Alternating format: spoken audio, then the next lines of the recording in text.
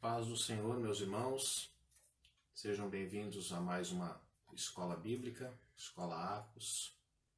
Quero agradecer a vocês que estão aí em casa e que decidiram separar esse tempo para o aprendizado da Palavra do Senhor.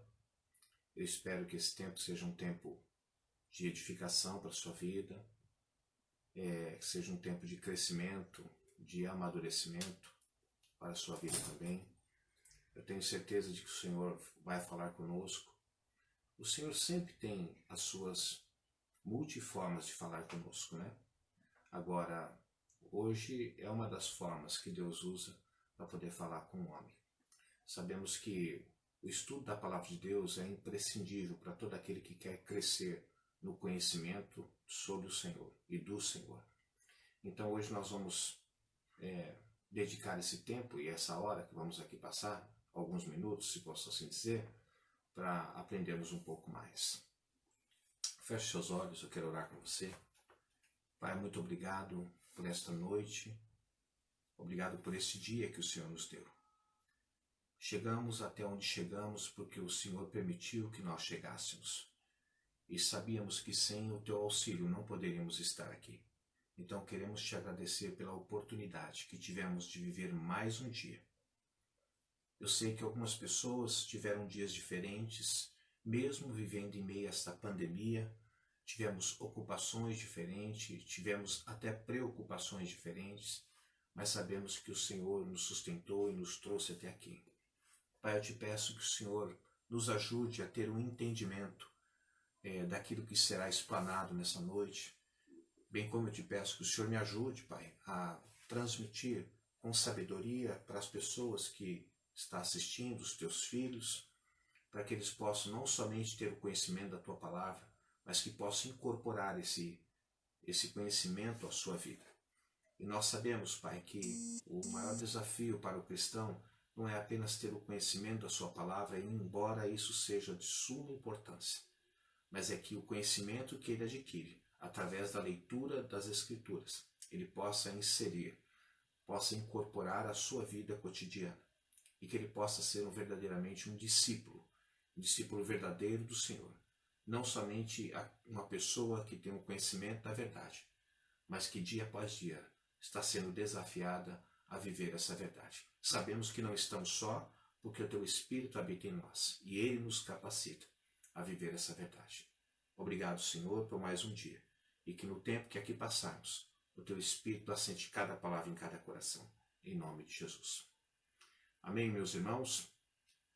Como eu sempre digo, né, que você esteja aí munido da sua Bíblia, esteja com ela aí do lado, né, sentadinho, prestando atenção, talvez um caderno, papel, lápis, caneta, para que você possa notar alguma coisa. Eu quero apenas fazer um breve retrospecto do assunto que nós estamos falando, porque essa já é a terceira semana do mesmo assunto.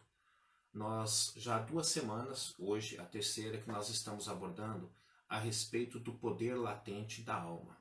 O que vem a ser isso, o poder latente da alma? O poder que Deus colocou na alma do ser humano e que mesmo que com a queda que o homem sofreu, esse poder não desapareceu, mas ele ficou escondido, ele ficou, como nós falamos, confinado à carne. E nós sabemos que a obra de Deus na vida do ser humano, ela começa no espírito do homem. Embora a alma faça parte do todo do homem, porque o homem é corpo, alma e espírito, mas a obra que o Espírito de Deus realiza começa no espírito do homem, porque essa foi a parte do homem que adormeceu ou morreu quando o primeiro homem, Adão, desobedeceu à ordem do Senhor. Bom, pensando nisso, nós falamos nas aulas passadas, nós vimos também a respeito como Satanás ele trabalha na vida das pessoas por meio do poder psíquico da alma, ou seja, daquele poder que existe na alma, mas que a maioria dos seres humanos desconhece. Por quê? A grande maioria, até os cristãos, pensam que na realidade esse poder existente na alma, que nós chamamos de poder latente, é um poder que sumiu, desapareceu quando o homem desobedeceu.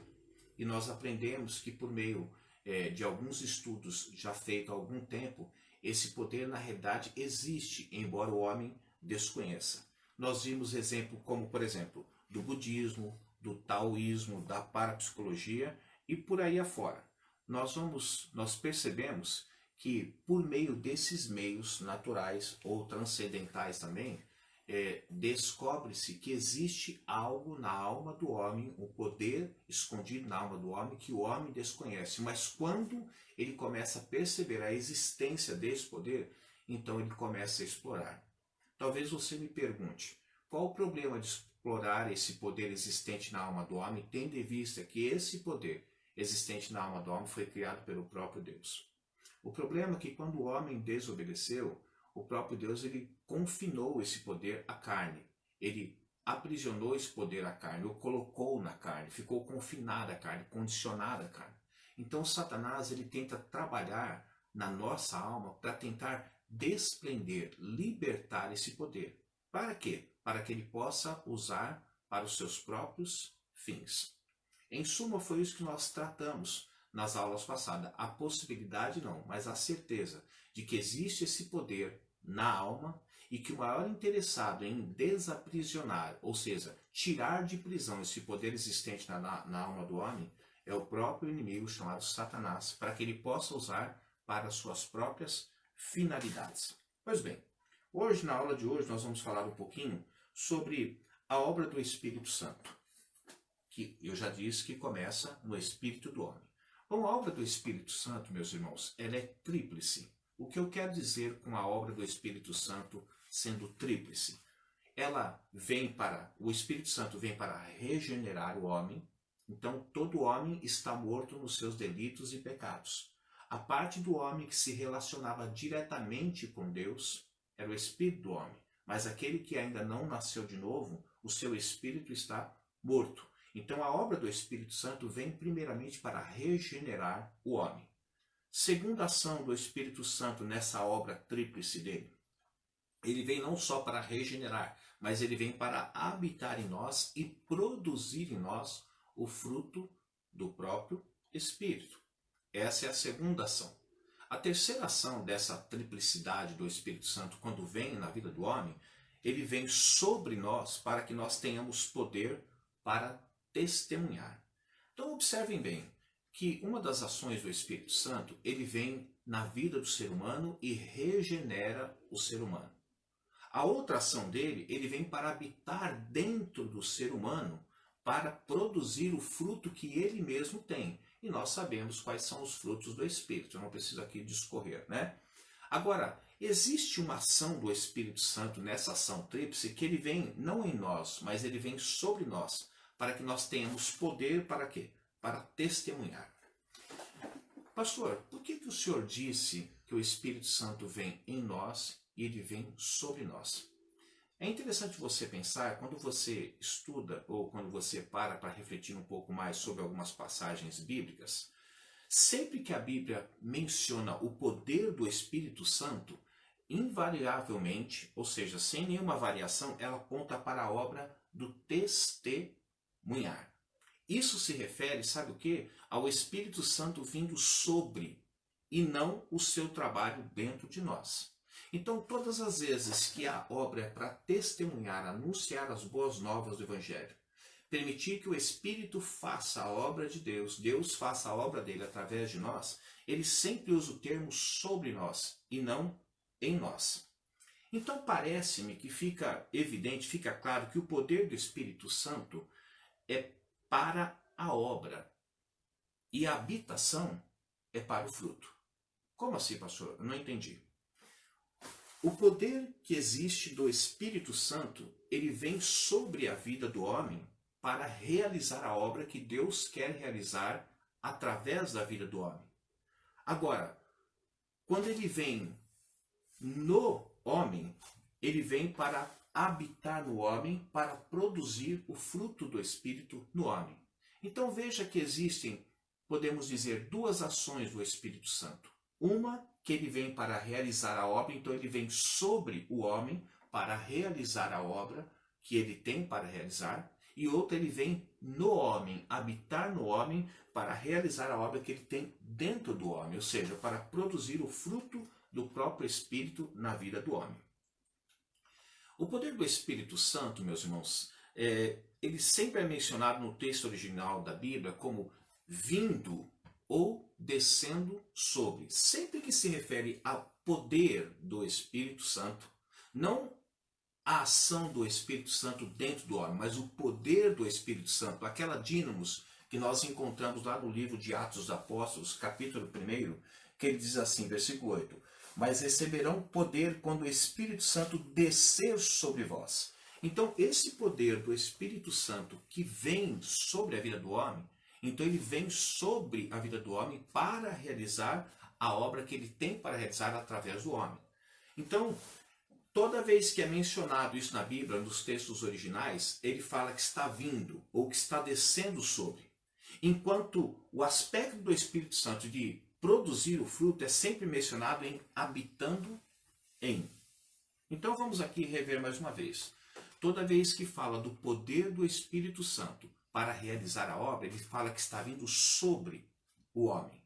E toda vez que ele fala sobre a obra que Deus quer realizar dentro do homem, ele fala que está habitando dentro do homem. Então existem as duas nomenclaturas, sobre o homem e dentro do homem. Então, as três ações, nós falamos aqui, a triplicidade da ação do Espírito Santo, que ele vem, regenera o homem, aí ele habita dentro do homem para produzir o fruto do Espírito, e depois ele vem sobre o homem para testemunhar da palavra de Deus ou anunciar as boas novas do Evangelho. Bom, talvez você esteja em casa perguntando o seguinte, por que esse poder capacitador do Espírito Santo é mencionado como vindo sobre? E por que não dentro do homem? Porque a capacitação que o Espírito Santo dá é exterior a você e não interior. Talvez você esteja ainda perguntando, como assim? A capacitação que ele me dá não é interior, mas é exterior? Esse poder que o Espírito Santo tem, e quando ele vem sobre você para realizar a obra através de você, ele vem sobre você, é exterior, não é interior. Daí, nós devemos lembrar que não existe necessidade das pessoas sentirem o poder que vem do Espírito Santo. A tarefa do homem é apenas o quê? Obedecer a Deus, pois o poder do Espírito Santo não é dado para o homem sentir alguma coisa. Por quê? Porque ele vem sobre o homem e não dentro do homem.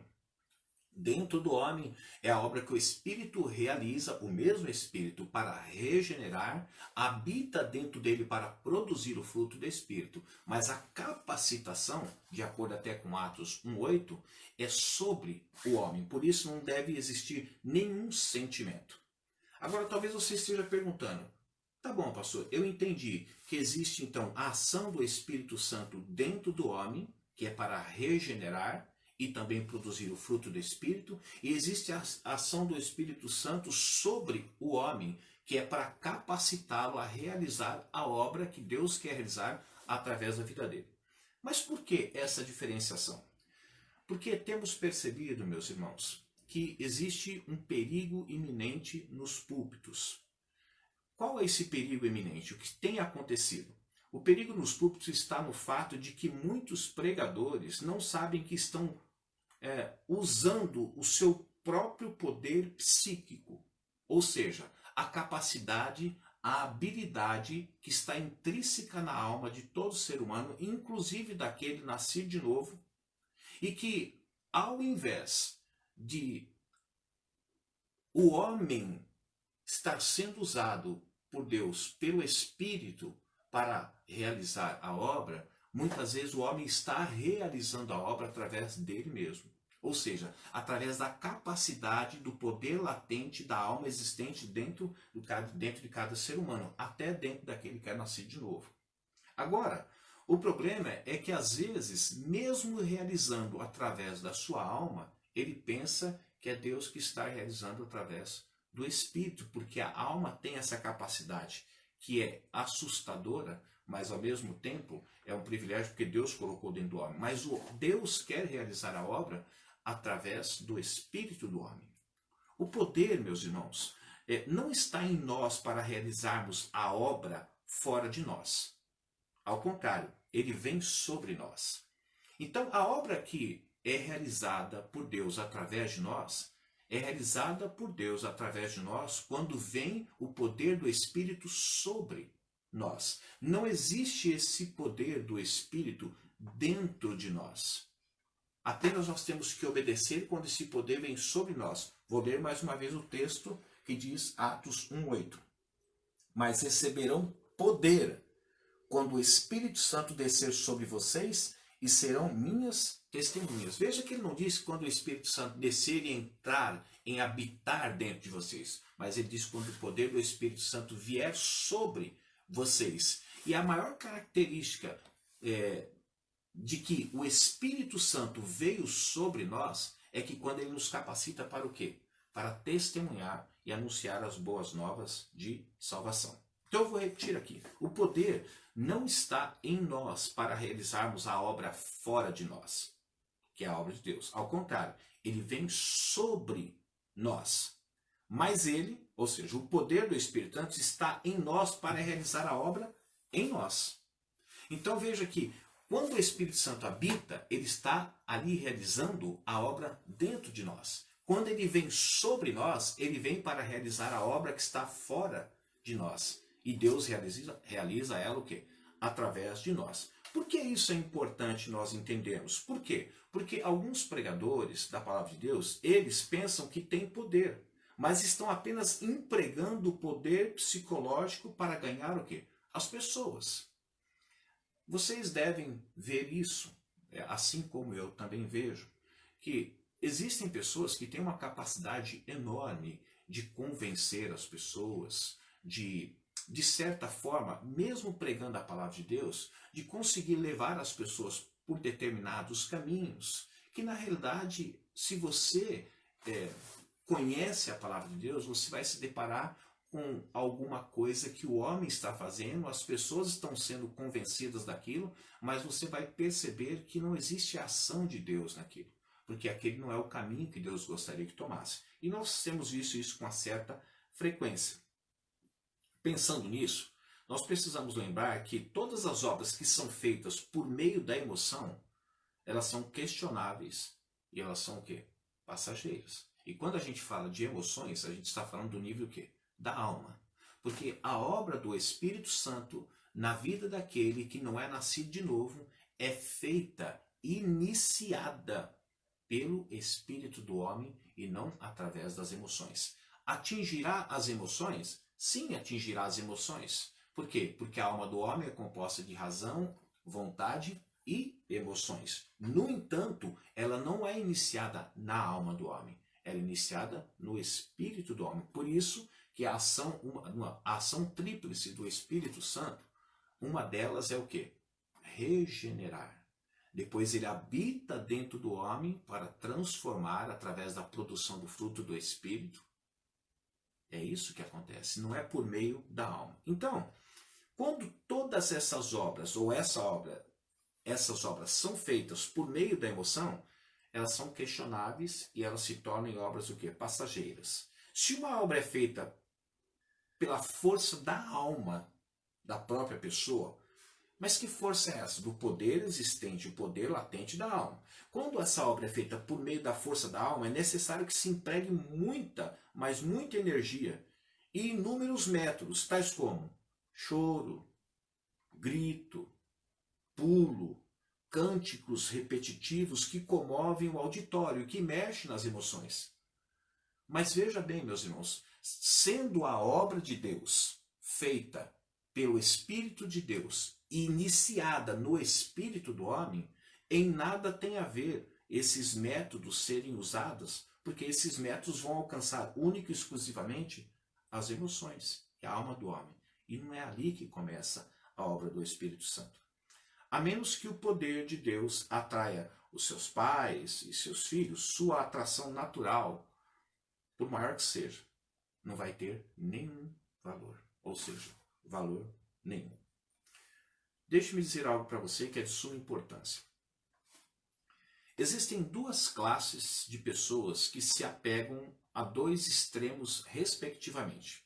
Quais são essas classes? Uma é aquela que acredita veementemente em milagres. A outra classe é aquela que enfatiza, aliás, a primeira é aquela que não acredita em milagres. Por alguma razão, mesmo quando ela lê a Bíblia, ela vê que ali milagres aconteceram através de homens e mulheres de Deus, mas ela entende que o tempo de milagre foi um tempo que existiu, mas que não existe mais. E talvez para alguns pensadores, para alguns pastores, para alguns cristãos, não é que aquilo não tenha acontecido. Aconteceu, porém foi um tempo em que aquilo aconteceu e não acontece mais. Então essa é uma classe de pessoa que não acredita em milagres. A outra é a classe que enfatiza os milagres, mas também não questiona a sua fonte. Nós incorremos num outro erro. Porque você não acreditar em milagres é você não acreditar naquilo que Deus fez e que Deus faz. E que Deus está fazendo também. Mas também você acreditar em todo tipo de milagre sem questionar a sua fonte também é meninice, é imprudência. Por quê? Porque nós sabemos, falamos logo nos nossos primeiros encontros, que quando chegar o tempo em que a igreja, no tempo em que acontecerá a tribulação, nós sabemos que o anticristo, que é uma pessoa que vai ser usada, obviamente, por forças demoníacas, mas é uma pessoa, a Bíblia diz que ele realizará muitos sinais. Sinais esses que podem ser classificados como milagres e que vão convencer muitas pessoas. Então veja bem que a capacidade de realizar algumas coisas, milagres visíveis, não se refere apenas à ação do Espírito Santo, mas se refere à ação também do poder das trevas através da alma do homem. Qual a diferença? É que Deus realiza o que Ele quer realizar e até os milagres por meio do Espírito do homem. Agora Satanás, como um bom imitador, quer fazer o que Deus também faz por meio da alma do homem, porque ele não tem acesso ao Espírito do homem, porque esse foi o quê? Regenerado. Pois bem, toda vez que ouvimos de um milagre, nós devemos pelo menos perguntar o seguinte: foi o Espírito ou o poder da alma? O homem está tão obcecado por milagres que o importante para ele é que aconteça o milagre, independente da onde veio o milagre. Nossa, pastor, mas será que é possível acontecer um milagre? Ora, nós já cansamos de ver inúmeras vezes reportagens nas mais diversas emissoras onde pessoas atribuem um milagre que aconteceu na vida dela, que foi realizada por meio do santo A, do santo B, do santo C, do santo D, e que é incontestável, porque a pessoa tinha uma determinada doença, que não tinha solução aos olhos da medicina, e que hoje ela não tem mais. E que toda a petição que ela fez por meio deste santo ou a esse santo. E é incontestável que aquilo que ela tinha, ela não tem mais. E ela atribui o milagre o quê? Ao santo A, ao santo B. Preste atenção no que eu vou dizer para você agora. Como eu disse, toda vez que nós ouvimos sobre milagre, nós devemos perguntar: foi o Espírito ou o poder da alma? Ou seja, a ação do nosso arqui-inimigo através da alma do homem que tem esse poder latente. O Espírito, ele tem a sua própria lei de operação, a qual é mencionada em Romanos 8.2. O que diz Romanos 8.2? A lei do Espírito da vida. Essa é a lei do Espírito. Já o poder da alma usa o seu poder para gerar morte espiritual. Por exemplo, alguns hindus, não sei quantos já viram isso, eles andam uma longa distância sobre o fogo em ferros quentes sem sequer ferir os seus pés. Deitam sobre camas com pregos pontiagudos e nada acontece. Eu fico pensando quão desastroso seria para nós cristãos realizarmos milagres com esse mesmo poder. Por quê?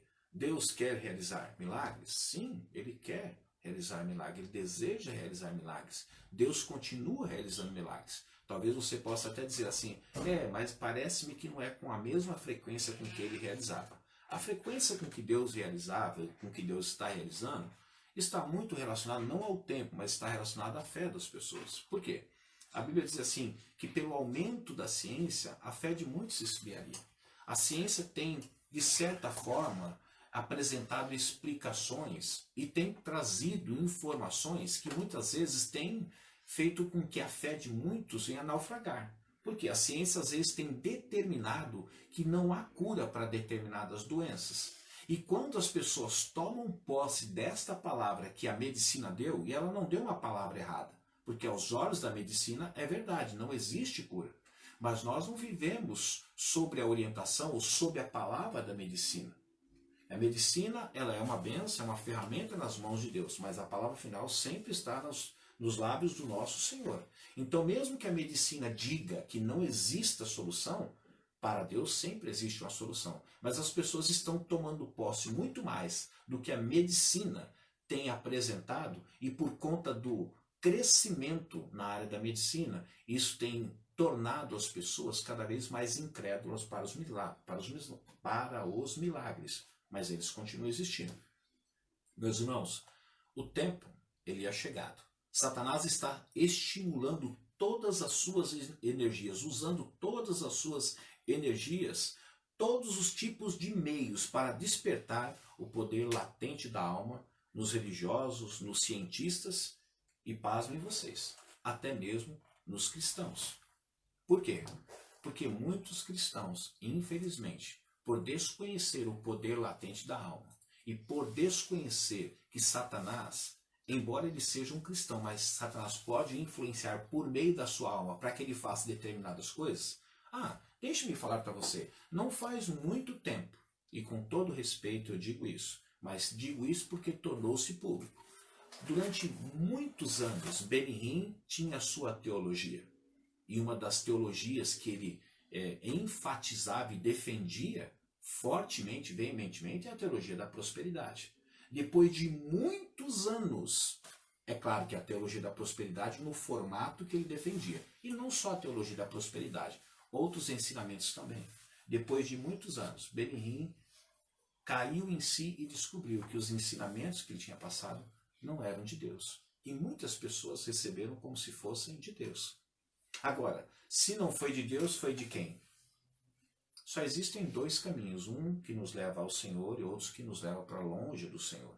Quando ele admite que aquilo que ele estava ensinando, ele ensinou durante muitos anos, mas ele admitiu, após ter o conhecimento bíblico da palavra de Deus, que não era um ensino vindo da parte de Deus, só veio de uma outra parte, do diabo, e que enganou muitas pessoas pensando que era um ensino provindo da parte de Deus. Satanás está usando de todos os meios, meu irmão, para libertar esse poder latente da alma, pouco a pouco, nos seres humanos e também entre os cristãos, para que ele possa usar para o seu próprio fim. Esse é um fato que está colocado diante de nós e não pode ser mudado. Devemos pedir ao Senhor para nos conceder luz para que a gente possa discernir os espíritos. Pensando nisso, meus irmãos, eu quero trazer uma reflexão aqui para vocês. Talvez a pergunta que você vai fazer para mim é a pergunta que eu fiz para mim mesmo. Tá, pastor? Então, se o caminho, sabendo que esse poder latente da alma está no homem e não desapareceu, mesmo que ele tenha caído, mesmo que ele tenha desobedecido com a queda, isso não influenciou, apenas foi confinado à carne, e Satanás sempre, dia após dia, ele tenta libertar isso, e a gente tem visto isso através das crenças que existem, através de alguns acontecimentos por meio da parapsicologia, que a parapsicologia tem descoberto. A realidade é que ele está tentando libertar o homem para isso, para que o homem entenda mais tarde, principalmente quando vier o tempo da tribulação, que as pessoas entendam que é algo provindo de Deus, enquanto que não é provindo de Deus, vem por meio de hostes do inimigo, do diabo, das trevas, ele realiza por meio da alma do ser humano. Agora nós vivemos um tempo em que a gente precisa então o quê? Discernir os espíritos. Talvez, meus irmãos, talvez ou com toda certeza, nenhum perigo seja mais temível nos últimos dias do que a aceitação de um espírito maligno se passando pelo Espírito de Deus. Eu me lembro de uma vez de um colega de ministério, amigo meu, ele dizia assim: pastor, vamos falar um pouco sobre seitas e heresias, né? De alguns ensinamentos. Eu falei assim, vamos. Mas não vamos falar daquelas seitas que nós falamos de seitas de ataque, porque de ataque no sentido bom da palavra, porque elas vão até a sua casa, os testemunhos de Jeová, que pregam uma teologia, os mormons que vão até a sua casa também e pregam uma determinada teologia também. Eu falei assim, vamos falar sobre as heresias que acontecem dentro da igreja cristã. Porque às vezes o cristão está tão preocupado com as seitas que existem fora da igreja e que fazem uma abordagem aos membros da igreja dentro da sua casa, que se esquecem das heresias que estão acontecendo dentro da própria igreja cristã. Como, por exemplo, um espírito maligno se passando pelo Espírito de Deus. Nenhum de nós cristãos somos possuidores de algum poder de discernimento infalível dentro de nós. Porque, embora o Espírito Santo esteja dentro de nós para produzir o fruto do Espírito, nós precisamos do poder do Espírito sobre nós para que nós possamos ter o quê? O discernimento. Se você prestar atenção, nem mesmo os apóstolos eles conseguiam, por exemplo, distinguir um espírito do outro se não fosse o tão útil dom de discernimento de espírito citado em 1 Coríntios 12, 10. Se eles não estivessem munidos deste poder do Espírito Santo que vinha sobre ele, porque se você parar para observar, veja que a ação do Espírito Santo, quando ele fala em habitar dentro do homem, essa habitação é para produzir o fruto do Espírito: amor, alegria, paz, paciência, bondade, benignidade, mansidão, fidelidade, domínio próprio.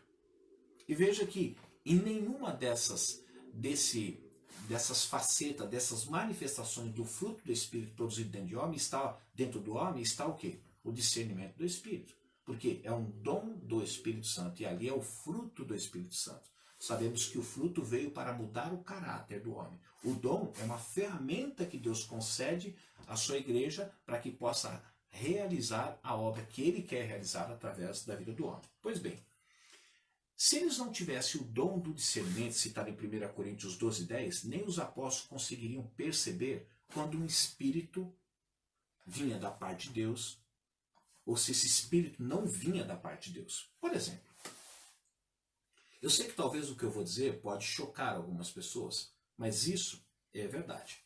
Nós encontramos, por exemplo, um exemplo na Bíblia, onde o Espírito de Deus veio sobre um homem ímpio, chamado, sabe como? Balaão. Veio sobre ele e usou aquele homem para o seu propósito.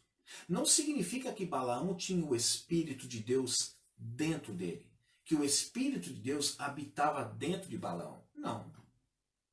Mas o Espírito de Deus veio sobre Balaão para cumprir o propósito para o qual. E é interessante que eu parei para pensar que o Espírito de Deus ele veio sobre Balaão para cumprir o propósito. Você conhece a história. Balaque chamou Balaão para amaldiçoar o povo de Deus. E ele não conseguiu fazer isso porque veio o poder do Espírito de Deus sobre ele, não dentro dele. E realizou a obra, ou seja, ele abençoou, porque ele não podia amaldiçoar aquilo que Deus tinha abençoado. E eu arriscaria em dizer que veio até sobre a mula, porque nós sabemos que não é nada comum uma mula falar. Aliás, não é nada comum nenhum animal falar. Seja na língua portuguesa, na língua inglesa, alemã, seja o que for. Isso é incomum. Então, o poder do Espírito Santo veio sobre a vida de Balaão e cumpriu o propósito para o qual foi destinado. Não significa que Balaão era possuidor ou o Espírito Santo possuía ele interiormente, de jeito nenhum. Também fez com que a mula falasse. Isso não significa que a mula tinha o Espírito Santo dentro dela, mas o Espírito de Deus veio sobre ele para cumprir o propósito.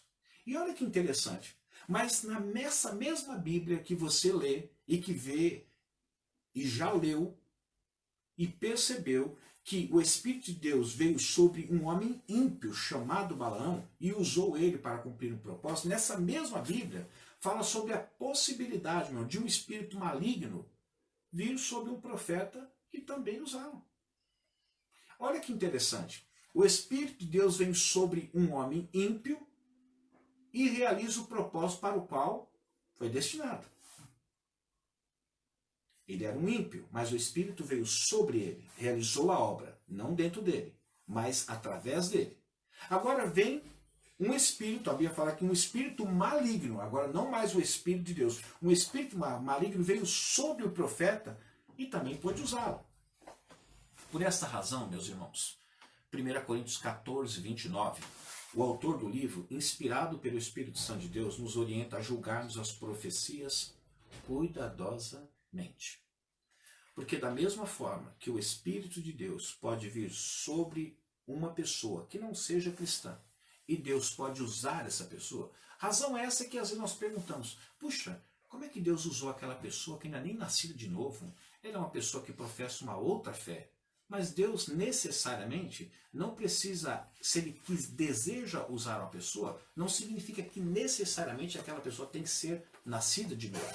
Podemos dizer que Deus dá preferência para usar aqueles que são nascidos de novo, porque existe o Espírito Santo habitando dentro da pessoa. Mas isso não significa que Deus não pode usar uma pessoa que não tem a habitação do Espírito Santo, mas o Espírito pode vir sobre essa pessoa para Deus realizar a obra que Ele quer realizar.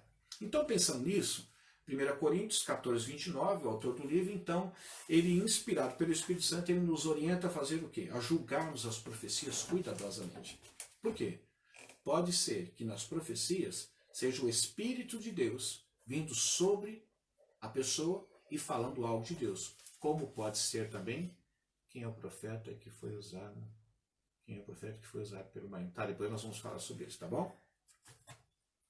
Na realidade, nós encontramos passagens. Se você olhar em Deuteronômio 13, abra comigo Deuteronômio 13. Eu citei a semana passada isso. Se você tem anotado aí, senão vamos voltar rapidamente, né? Tem a pergunta que a pastora passou aqui para mim. Deuteronômio 13, verso 1.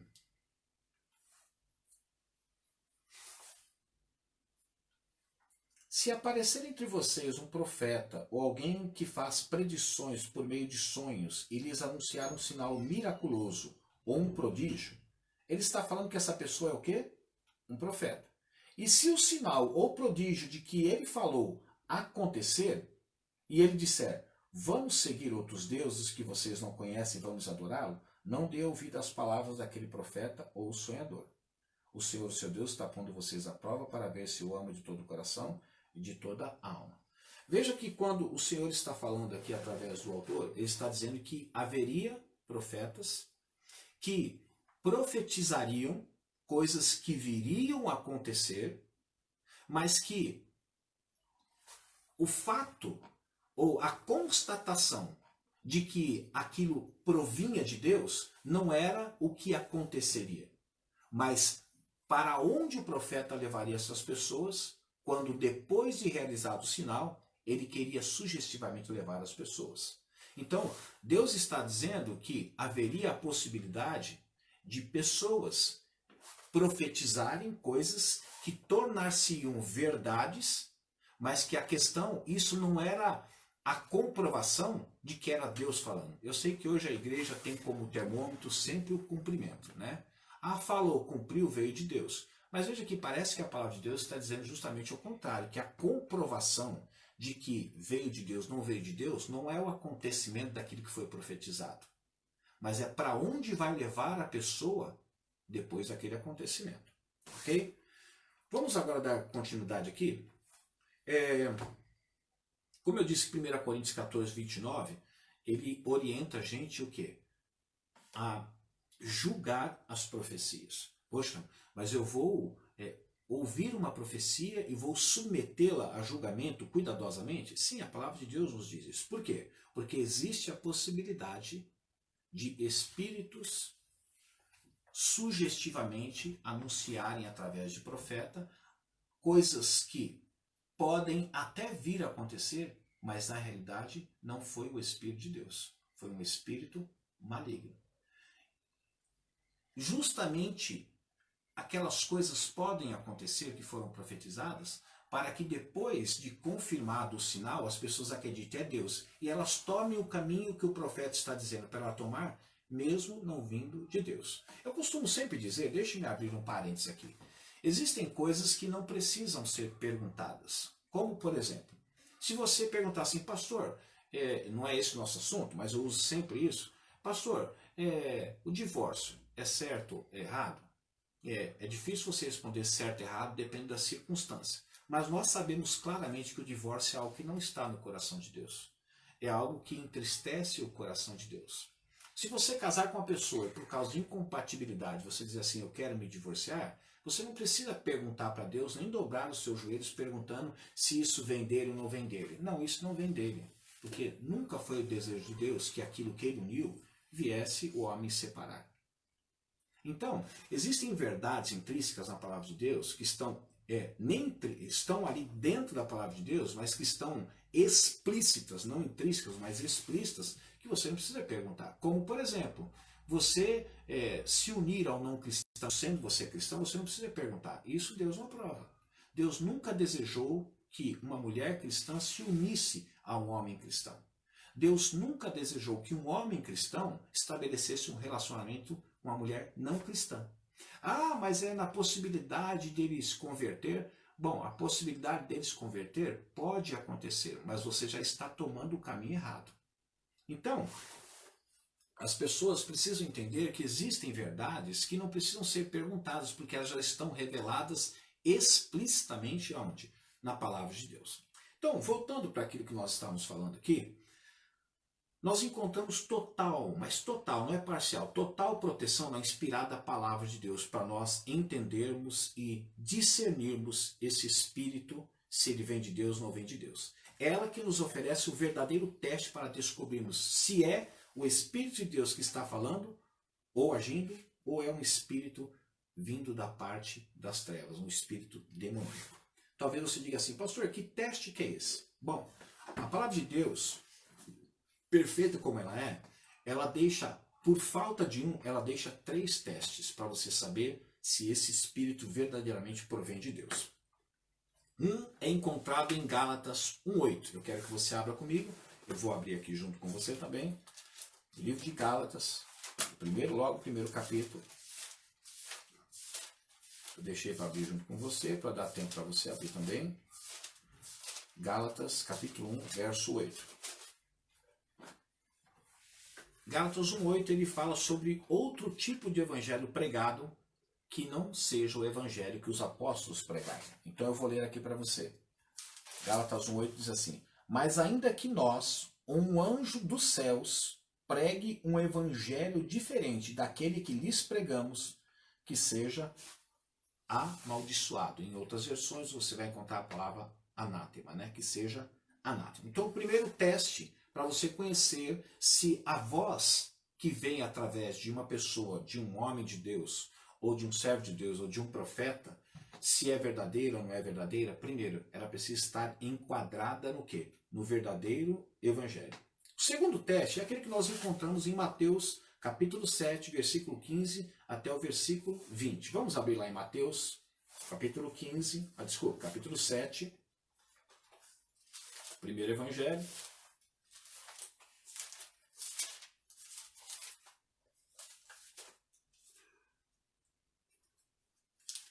Vamos lá, deixa eu estar só voltando.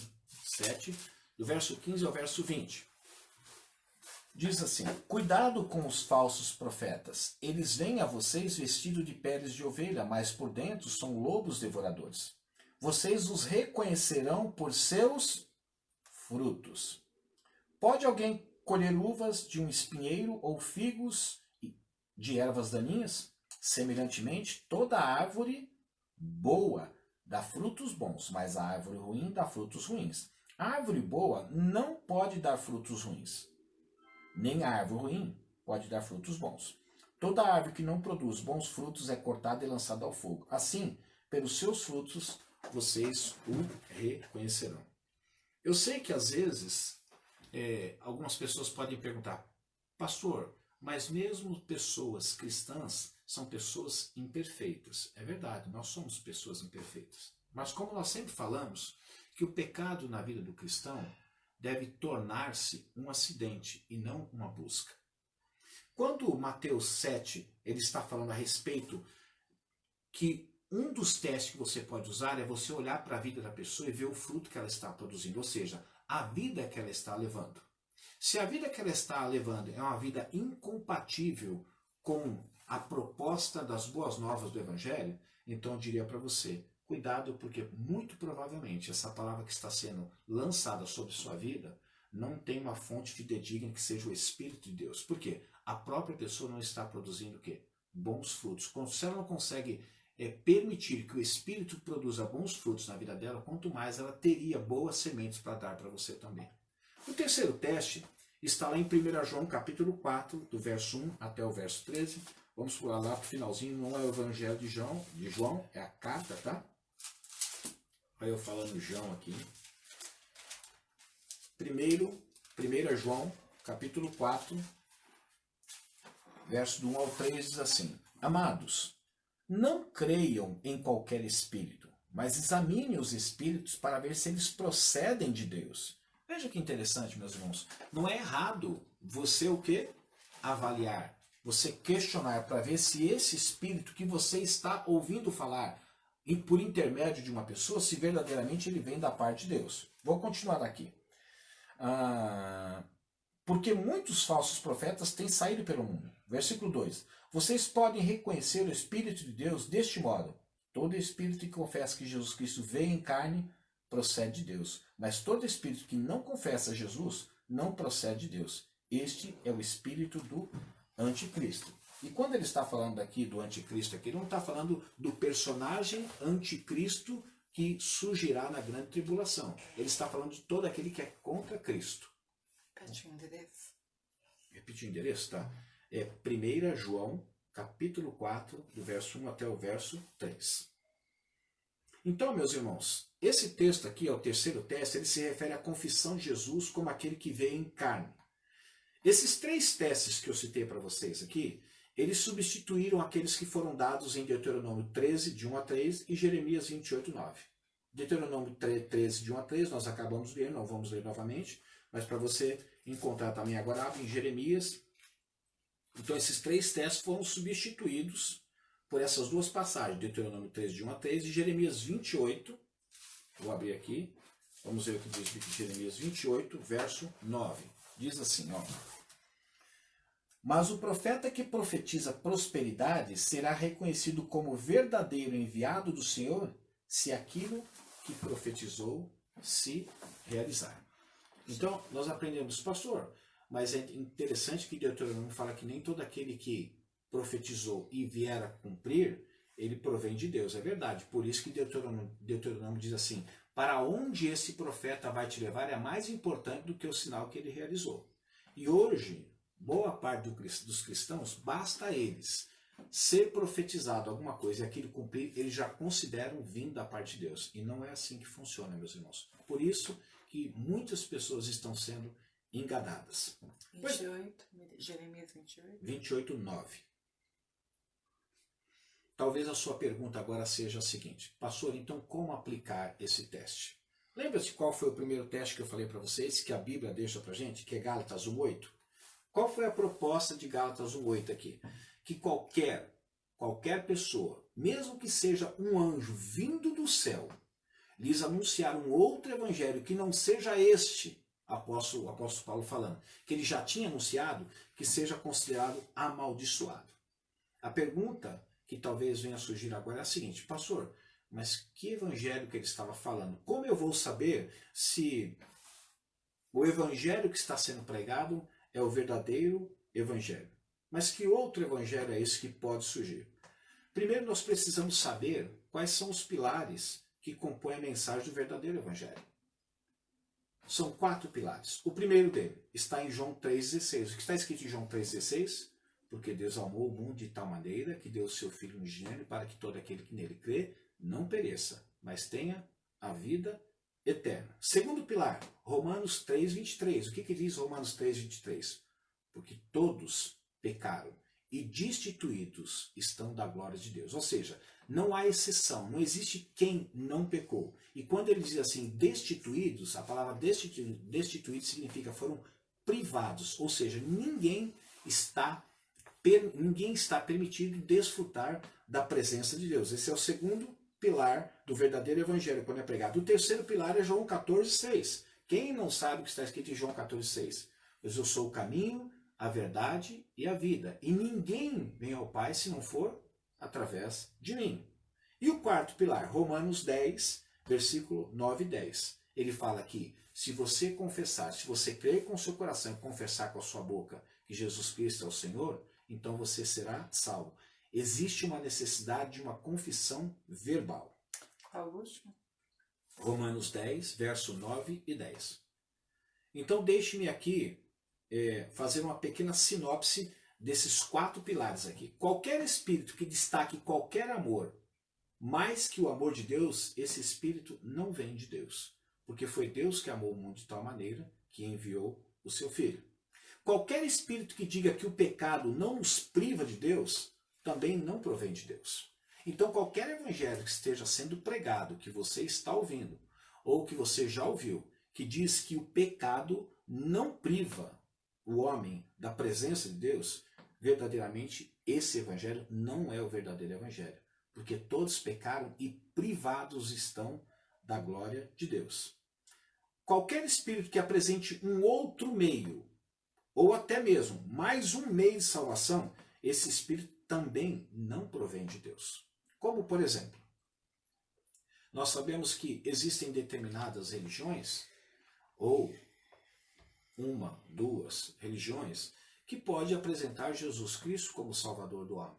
Mas que juntamente com a expiação, existe a necessidade, por exemplo, da guarda do sábado.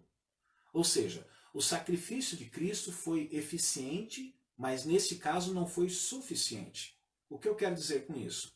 Que embora a expiação que Cristo realizou foi necessária, mas se você não guardar o sábado, então você não será salvo. Bom, se a expiação que Cristo realizou foi eficiente, mas não foi suficiente, então significa que a salvação, em parte, foi dada por Cristo, em parte é dada por mim mesmo, porque eu preciso guardar o sábado, como por exemplo. Então, qualquer meio de salvação que seja utilizado no lugar da expiação ou sendo colocado como um anexo à salvação ou uma parte complementar, também não é o verdadeiro evangelho. Qualquer espírito que apresente um outro meio.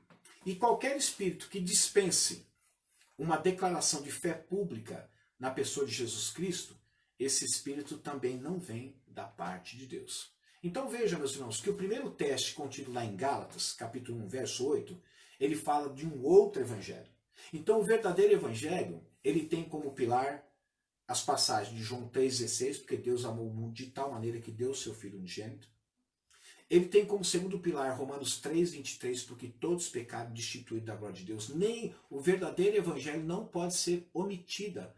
Não pode de forma alguma ser omitido nenhum desses pilares. O terceiro pilar, João 14,6. Ele é o caminho, a verdade e a vida. Não é o Ministério Acos, não é a Igreja Presbiteriana, não é a Assembleia de Deus, não é a Congregação Cristã no Brasil que é o caminho, não é a Renascer, não é qualquer outra igreja, mas é Senhor Jesus Cristo que é o caminho. E o quarto pilar, que existe uma necessidade de uma confissão verbal. Talvez algumas pessoas perguntem, mas por que é necessário haver uma confissão verbal? Porque a Bíblia diz que a língua ela tem poder sobre a vida e também tem poder sobre a morte. E aqueles que gostam de usá-la comerão do seu fruto. Ou seja, aquilo que você verbaliza no mundo material, você gera um acontecimento no mundo espiritual. Então se você nega Cristo na sua vida, ou não está preparado para que isso aconteça, como algumas pessoas dizem assim, eu já recebi, mas não estou preparado ainda, por exemplo, para o batismo, então você está negando. Então, de certa forma, aquilo que você está verbalizando é aquilo que você está abrindo porta para que aconteça no mundo espiritual. Então, o primeiro teste para você discernir se o Espírito vem de Deus ou não vem de Deus, é você submeter ao teste de Gálatas 1,8. Qual é o teste de Gálatas 1,8? Que seja pregado o verdadeiro evangelho. Não é Espírito vindo de Deus. Pastor, mas ele falou sobre o primeiro, o segundo, ele só falhou no último pilar ou no terceiro pilar. Então esse não é o verdadeiro evangelho. Porque não pode se omitir nada do verdadeiro evangelho. Tem que ser pregado na íntegra. Já o segundo teste nos arremete à análise da conduta pessoal de cada pessoa. Ou seja, se os frutos que aquela pessoa está produzindo são frutos carnais, essa tal pessoa não está sendo guiada pelo Espírito de Deus. Portanto, ela pode estar sendo guiada pela sua natureza de pecado. E esse espírito não provém de Deus, mas sim de Satanás. Esse espírito está sobre ela para desfocar sua vida da presença da vida de Deus na vida dela. Então, o segundo teste é o teste que você vai olhar para a vida da pessoa. Ela está trazendo sempre uma palavra, mas está vivendo em pecado. Então, se ela mesmo não tem a direção para a sua própria vida, como ela poderia ter a direção para a vida de outra pessoa? E o terceiro teste, que a Bíblia também nos orienta, é aquele que fala sobre a verdade espiritual. Algumas pessoas podem pensar, por exemplo, qual a eficácia de requerer que um espírito pronuncie que Jesus Cristo veio em carne? O quanto isso me dá a certeza de que eles, por exemplo, podem não estar mentindo? Que, tendo em vista que eles são espíritos mentirosos, eles podem mentir a qualquer momento. Por exemplo, a gente pode usar aquele exemplo de Atos 16, 17, que houve um espírito que predizia o futuro, se apoderava de uma mulher e ela dizia que Paulo e Silas eles eram servos do Deus Altíssimo e que anunciavam àquelas pessoas o caminho da salvação. Que mal poderia haver nisso? Mas Paulo, no versículo 18, repreendeu aquele espírito em nome de Jesus e ele a deixou. Obviamente, embora ele estivesse falando a verdade, não era o Espírito de Deus que falava através daquela mulher, mas sim um espírito maligno. Em outros lugares nós encontramos, por exemplo, demônios falando que Jesus era o Filho de Deus. Você já viu passagem? Jesus, Filho de Deus, que viesse nos atormentar antes do tempo. Ele estava dizendo uma inverdade? Não. Isso era uma verdade? Sim, era uma verdade. A questão não era os espíritos reconhecerem que Jesus era o Filho de Deus, mas reconhecerem que ele era o Deus encarnado. Eles reconheciam, não tinha nenhum problema reconhecer como Filho de Deus, mas até ser o Deus, o próprio Deus encarnado, não. E sendo encarnado, o que aconteceu? Deixe-me só voltar aqui um pouco. Eu só não estou pulando nada aqui para não deixar vocês perdidos também e eu me perder aqui um pouco. Como eu disse, não era o Espírito de Deus que falava através daquela mulher. Também a questão dos espíritos reconhecer Jesus como Filho de Deus também não era o problema. O problema era ele reconhecer como ele era o próprio Deus encarnado. E sendo encarnado, ele veio para que através da sua carne ele vencesse o pecado e justificasse o quê? Os pecadores. A dificuldade dos demônios, meus irmãos, em, por exemplo, pronunciar a encarnação de Jesus... Desculpe, meus irmãos, aqui o computador está dando problema. A dificuldade deles pronunciar a encarnação de Jesus,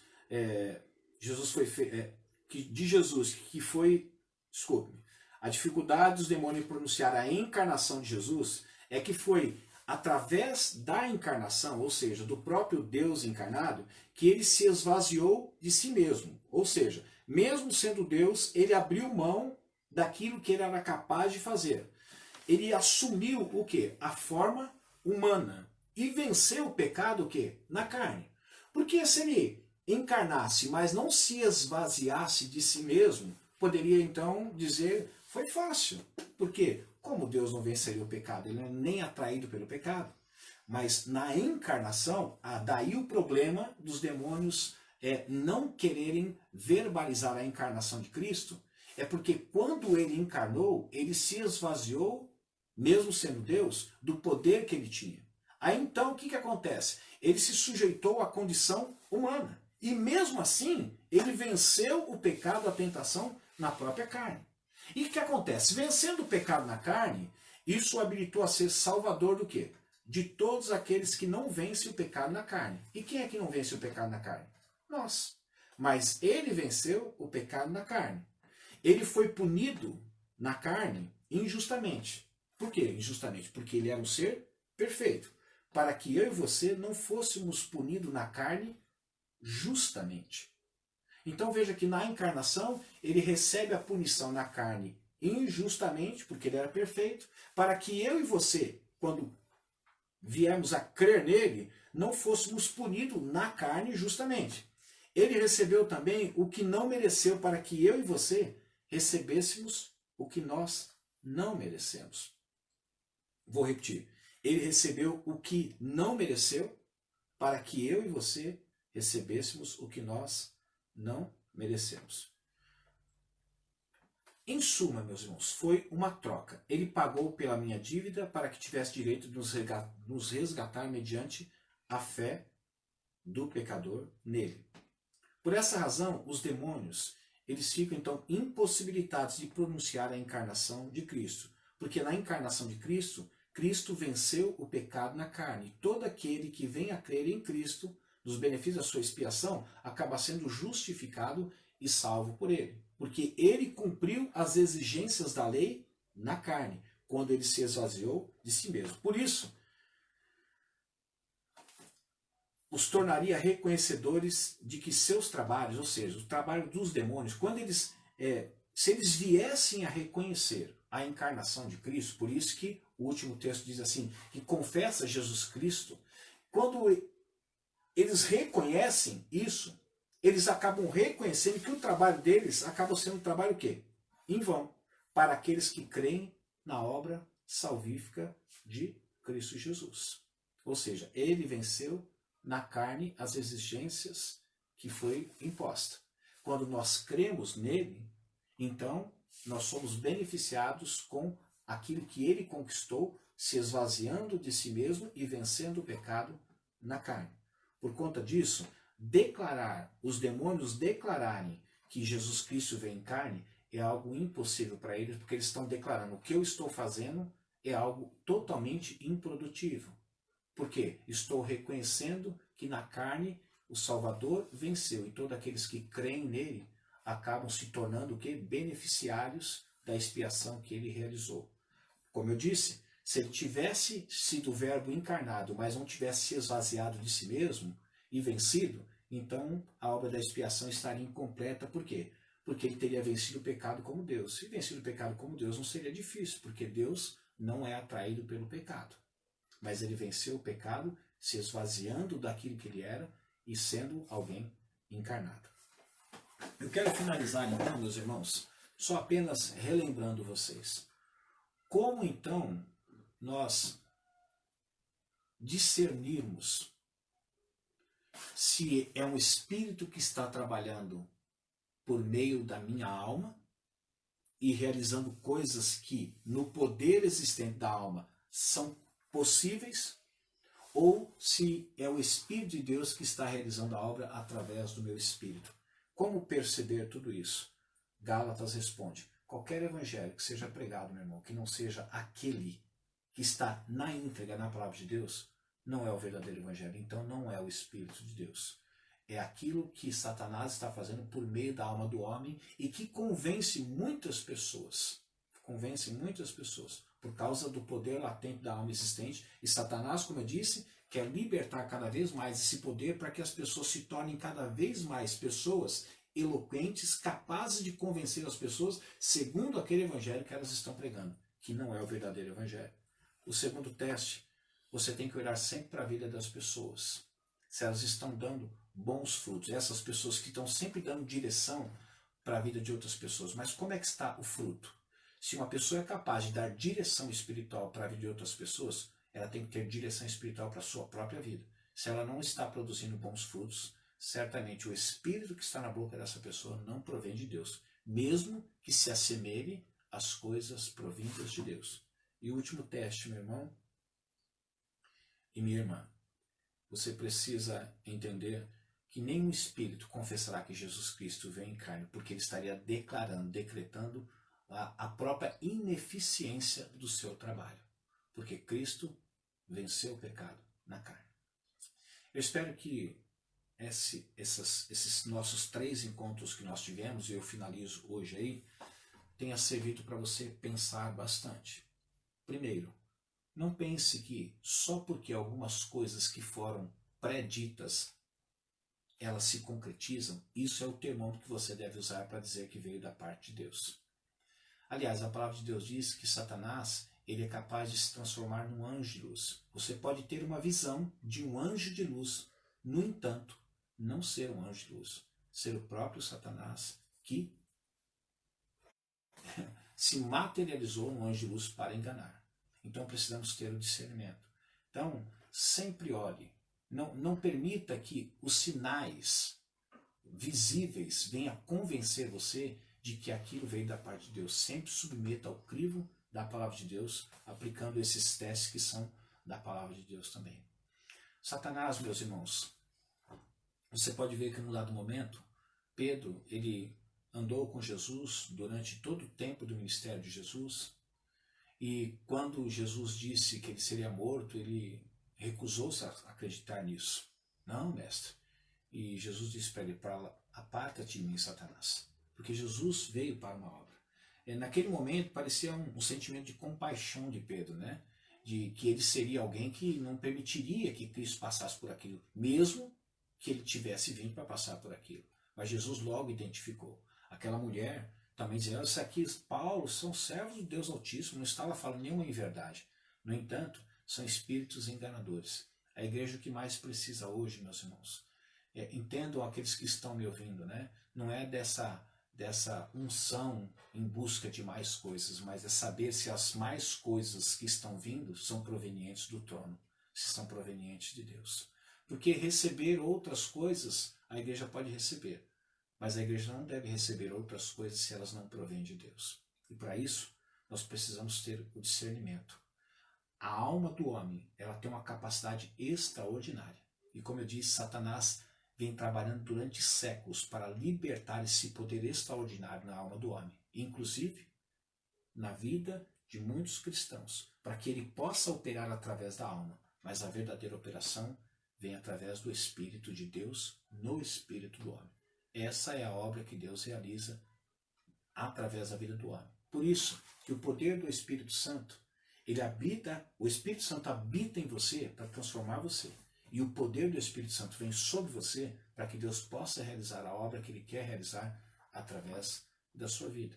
E para isso, Ele pode usar até pessoas que não são cristãs, quando o poder do Espírito vem sobre aquelas pessoas. Como eu citei o caso de Balaão aqui também. Tá bom? Eu espero que tenha servido para você, que tenha... Me perdoe o momento aqui que falhou, o computador às vezes falha, a gente usa um pouco para se orientar aqui.